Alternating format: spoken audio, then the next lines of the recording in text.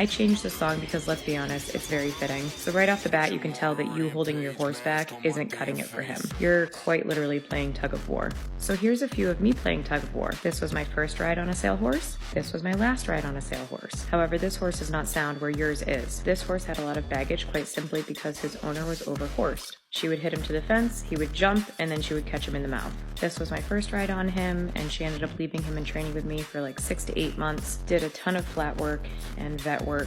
I was even able to ride him in a dressage clinic where the instructor told me he could be an upper level eventer.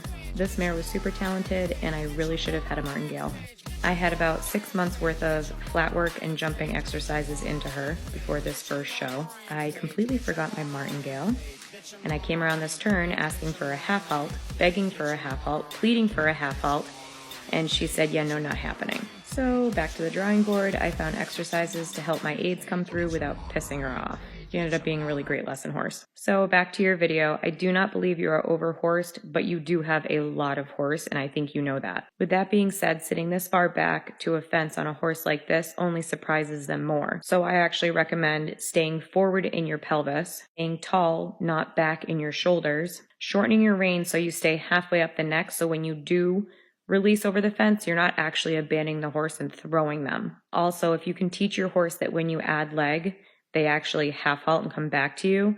I'm not sure, like your leg is not moving, but I'm not sure what leg aids your horse has. Up to fences, I like to, look at him go.